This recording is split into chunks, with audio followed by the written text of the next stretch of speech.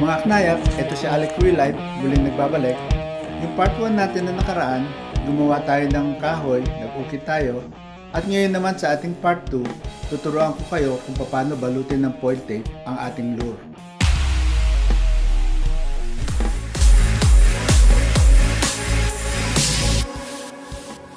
Oo, totoo mga knayab yan nakikita nyo. Kakailanganin natin itong trash can na ito. Ang gagawin natin dito, kakaskasin natin yung foil tape para magmukhang kaliskis ng isda. Gumamit ako ng dalawang strip ng masking tape para gawing palatandaan. Matapos kiskisin yung isang side ng foil tape, baliktarin at muling kiskisin para lalong gumanda yung epekto ng kaliskis dun sa ating lure. Pwede rin mag-eksperimento ng iba-ibang posisyon ng foil tape para makita kung ano-anong epekto ang pwedeng ibigay nito. So, tapos na tayong gumawa ng kaliskis, umpisahan ng balutin ang ating lure.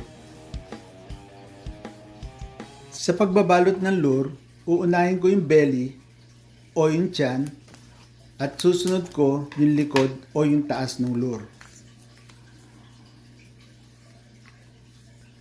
Gumawa ng butas sa gitna ng foil tape at doon ilusot yung stainless wire na pagkakabitan ng hook doon sa belly ng lure.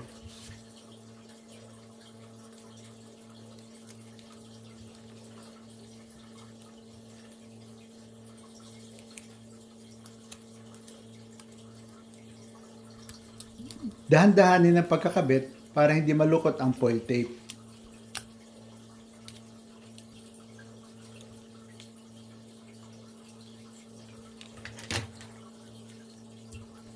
Gupitin yung mga sobrang foil tape sa gilid ng lure.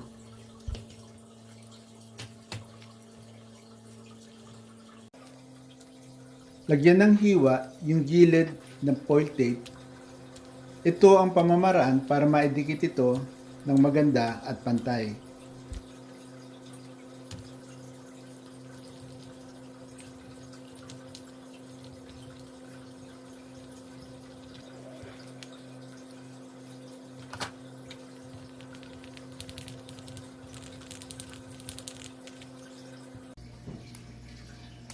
At ngayon naman, ididikit ko yung para sa ibabaw na foil tape.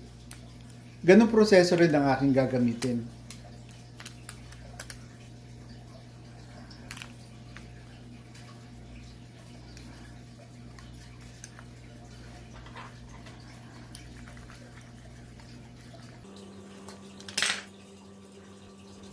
Huwag lang isasagad yung paggupit ng foil tape.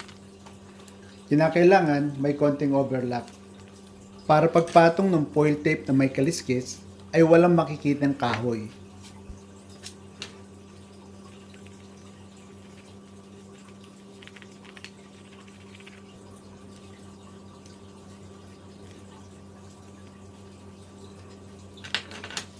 Muling gamitin yung padron na ginamit sa pagputol ng kahoy at gumawa ng dalawang bahagi at bakatin doon sa foil tape na may kaliskis.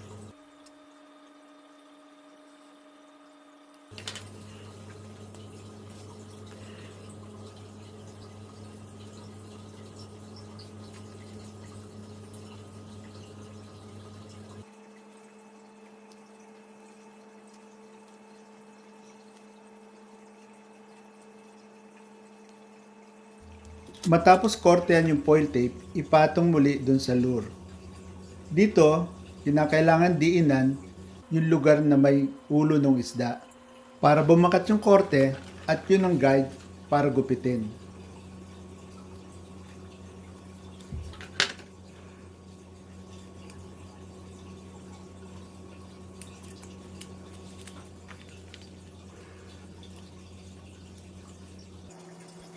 Sa pagdidikit ng foil tape na may kaliskis na design, gamitin lang natin ang ating daliri at diinan na dahan-dahan.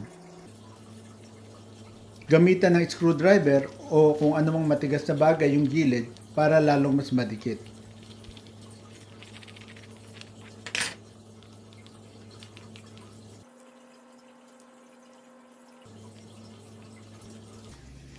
Konti na lang maknayap at ito, mukhang mabubuo na natin yung ating project. Muling bakatin ng padron at ito naman yung ipantatakip dun sa pisngi ng isda.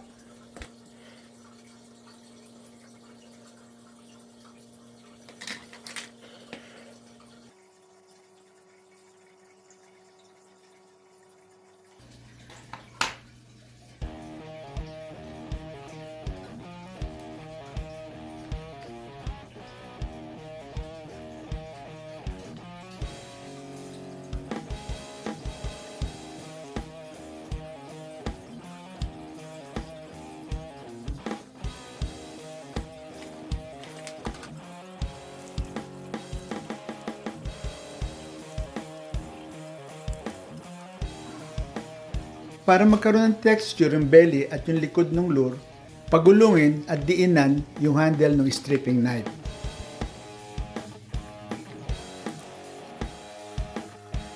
At ayan mga knayab, konti na lang at tapos na yung part 2 ng ating project, ang pagkakabit ng foil tape. At ang susunod natin yung part 3, pipinturahan na natin itong ating lure. So sana naibigan ninyo. At kung di pa kayo nakasubscribe, pakipindot naman yung subscription button at yung notification bell para lagi kayo updated sa mga bago kong video. Okay, good one everybody and God bless. Thank you for watching.